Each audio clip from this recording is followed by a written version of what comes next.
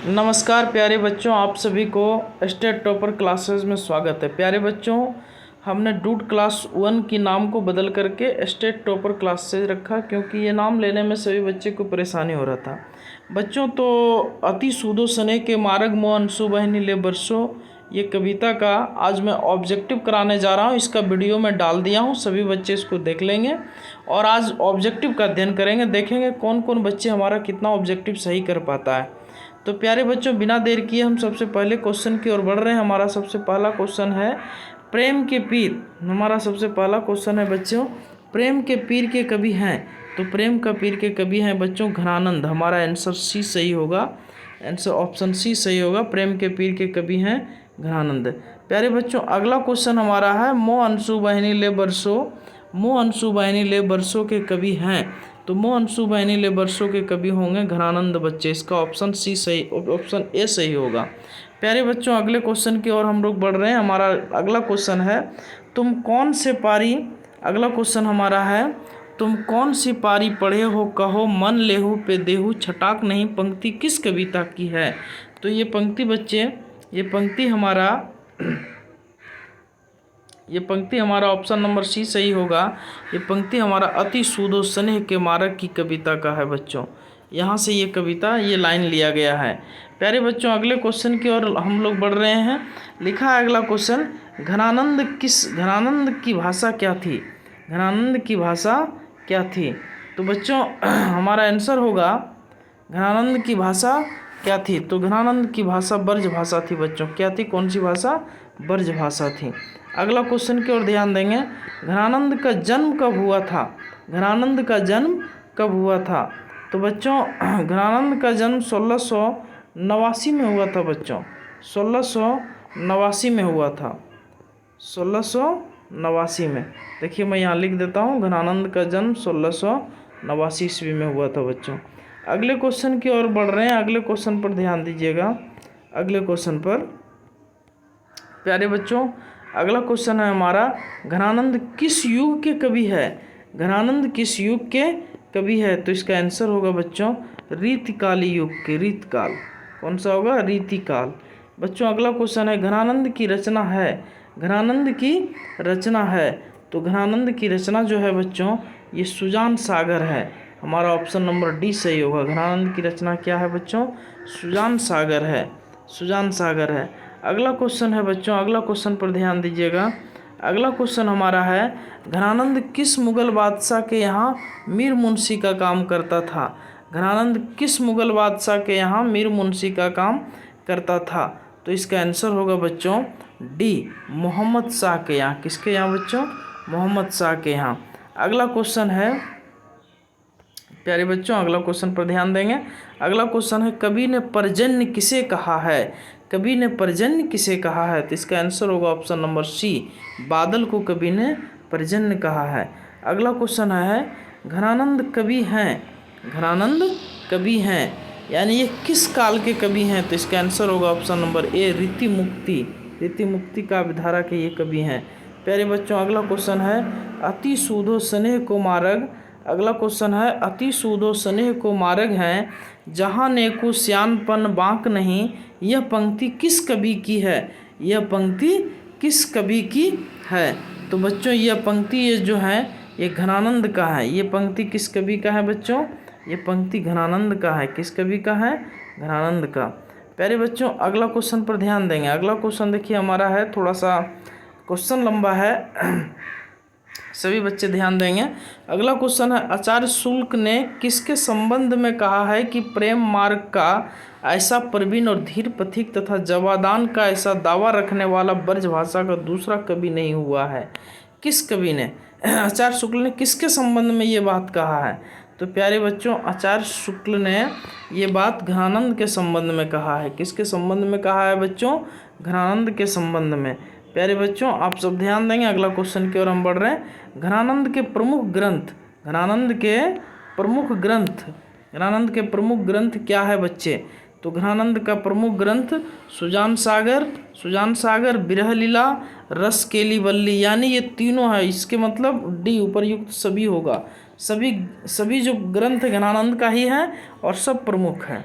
प्यारे बच्चों अगला क्वेश्चन, नादिर शाह के सैनिकों द्वारा घनानंद को, देखिए अगला क्वेश्चन बच्चे ध्यान देंगे, नादिर शाह के सैनिकों द्वारा घनानंद को कब मारे गए?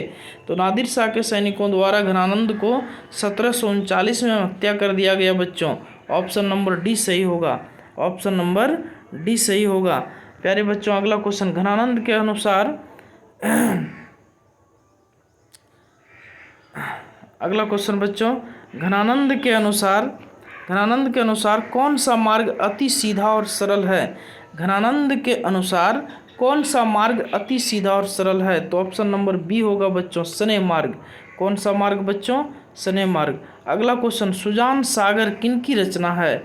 सुजान सागर किनकी रचना है? तो इसका आंसर होगा बच्चों ऑप्शन नंबर सी, घनानंद का। सुजान सागर किनकी रचना है बच्चों? घनानंद का। अगला क्वेश्चन, प्रश्न संख्या 17 की ओर हम लोग बढ़ रहे हैं, ध्यान देंगे बच्चों। प्रश्न संख्या हमारा 17 है, घनानंद, देखिए बच्चों प्रश्न संख्या 17 पर ध्यान देंगे। घनानंद किनके सैनिकों द्वारा मारे गए थे? तो घनानंद किनके सैनिकों द्वारा मारे गए थे बच्चों, बताएंगे आप लोग। तो इसका आंसर होगा option number D, Nadir Shah के सैनिकों द्वारा घनानंद की हत्या किया गया था। अगला क्वेश्चन बच्चों, अगला क्वेश्चन पर ध्यान देंगे। घनानंद की कविता में किसकी गहरी व्यंजना है?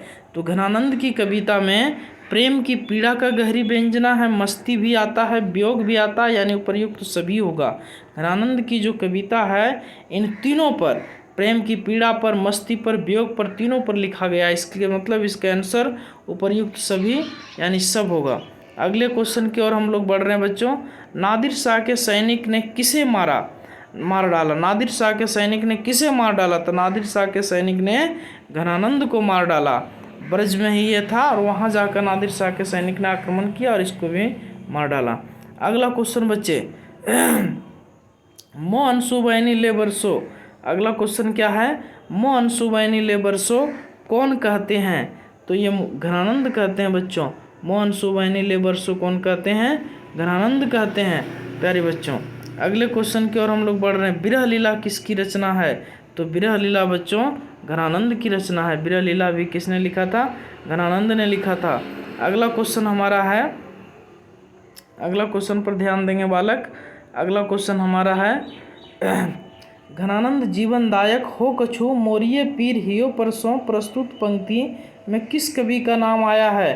तो प्रस्तुत पंक्ति में बच्चों घनानंद का नाम आएंगे। प्रस्तुत पंक्ति में किस कवि का नाम आएंगे बच्चों? घनानंद का। हमारा ये ऑप्शन नंबर बी सही होगा, घनानंद का। अगले क्वेश्चन की ओर हम लोग मूव कर रहे हैं प्यारे बच्चों, ध्यान देंगे। अगला क्वेश्चन हमारा है, रासकेली बल्ली किसकी रचना है? तो इसका आंसर होगा ऑप्शन नंबर डी, घनानंद की। रासकेली बल्ली किसकी रचना है? घनानंद की। अगला क्वेश्चन पर ध्यान देंगे बच्चों। अगला क्वेश्चन 24 नंबर का है, घनानंद के संबंध में किसने कहा कि प्रेम का मार्ग का ऐसा प्रवीण और धीर पथिक तथा जवादानी ऐसा रखने वाला ब्रजभाषा का दूसरा कभी नहीं हुआ? ये किसने कहा? तो 24 नंबर का हमारा जो आंसर होगा बच्चों, आचार्य रामचंद्र शुक्ल। आचार्य रामचंद्र शुक्ल यानी ऑप्शन नंबर सी सही होगा। आचार्य रामचंद्र, एक मिनट बच्चों, आचार्य रामचंद्र शुक्ल होगा यानी ऑप्शन नंबर सी सही होगा। प्यारे बच्चों अगले क्वेश्चन की ओर हम लोग बढ़ रहे हैं। 25 नंबर क्वेश्चन है, कवि के अनुसार 25 नंबर की क्वेश्चन है बच्चों, ध्यान देंगे। 25 नंबर का जो हमारा क्वेश्चन है, क्वेश्चन कह रहा है कवि के अनुसार परहित के लिए देह कौन धारण करता है? तो कवि के अनुसार परहित के लिए देह धारण करता है मेघ। ऑप्शन नंबर बी सही होगा, ऑप्शन नंबर बी सही होगा, मेघ धारण करता है। अब 26 नंबर की क्वेश्चन की ओर हम लोग बढ़ रहे हैं बच्चे, ध्यान देंगे। 26 नंबर की क्वेश्चन क्या कह रहा है? कह रहा है कि कवि अपने आंसुओं को कहाँ पहुँचाना चाहता है? कवि अपने आंसुओं को कहाँ पहुँचाना चाहता है? तो इसका आंसर होगा ऑप्शन नंबर सी, अपने प्रेमिका सुजान के पास। अपने प्रेमिका सुजान के पास पहुँचाना चाहता है। अगले क्वेश्चन संख्या 27 की ओर हम लोग जा रहे हैं बच्चे। क्वेश्चन संख्या 27 देखिए क्या कह रहा है।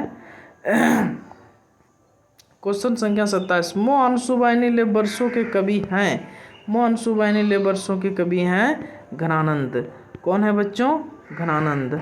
अगला क्वेश्चन की ओर हम लोग बढ़ रहे हैं 28 नंबर।